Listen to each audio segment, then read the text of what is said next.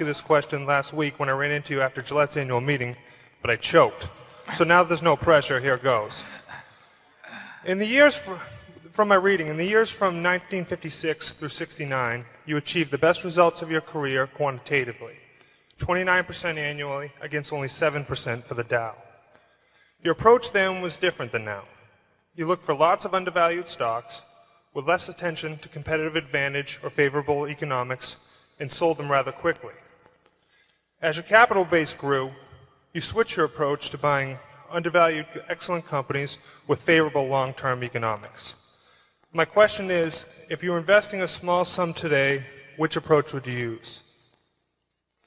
Well, I would use the approach that I think I'm using now of trying to search out businesses that where I think they're selling at the lowest price relative to the discounted cash they would produce in the future.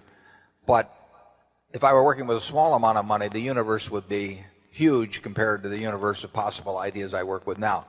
You mentioned that 56 to 69 was the best period. Actually, my best period was before that. It was from right after I met Ben Graham in early 1951. But from the end of 1950 through the next 10 years, actually returns averaged about 50% a year. And I think they were 37 points better than the Dow per year, something like that. But that I was working with a tiny, tiny, tiny amount of money. And so I would pour through volumes of businesses, and I would find one or two that I could put $10,000 into or $15,000 into that were just ridiculous. They were ridiculously cheap. And obviously, as the money increased, the universe of possible ideas started shrinking dramatically.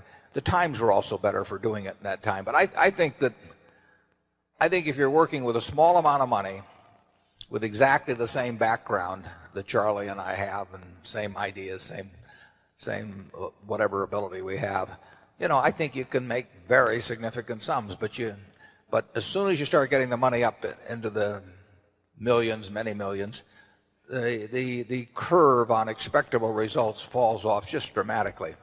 But that's the nature of it.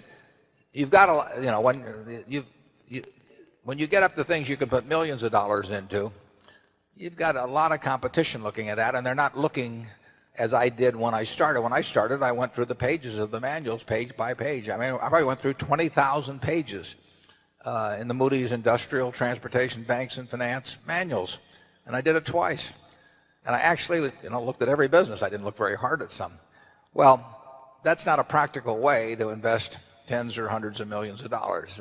So I would say if you're working with a small sum of money and you're really interested in the business and willing to do the work, you will find something. If you were, there's no question about it in my mind. You will find some things that promise very large returns compared to what we will be able to deliver with large sums of money.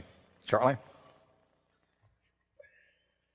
Well, yeah, I think that's right. A brilliant man who can't get any money from other people and is working with a very small sum probably should work in very obscure stocks, searching out unusual mispriced opportunities. But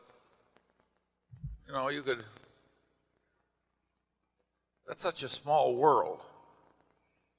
It may be a way for one person to come up, but it's a long slog. Yeah, most smart people, unfortunately, in Wall Street figure that they can make a lot more money, a lot easier, just by one way or another, getting an override on other people's money or delivering services in some way that people. And the monetization of hope and greed, is a way to make a huge amount of money. And right now it's just take hedge funds. I mean, I've had calls from a couple of friends in the last month that don't know anything about investing money. They've been unsuccessful and everything else. And, one of them called me the other day and said, well, I'm forming a small hedge fund, 125 million he was talking about. Like the thought that since it was only 125 million, maybe we ought to put in 10 million or something of the sort. I mean, if you looked at this fellow's Schedule D on his 1040, for the last 20 years, you'd think he ought to be mowing lawns. But Yeah. but he may get his 125 million. I mean, and it's just astounding to me how willing people are during a bull market just to toss money around because they think it's easy. And of course that's what they felt about internet stocks a few years ago. They'll think about something else next year too. But the biggest money made in Wall Street in recent years has not been made by great performance, but it's been made by great promotion, basically. Charlie, do you have anything? Well, I would state it even more strongly. I think the current scene is obscene. I think there's too much mania. There's too much chasing after easy money.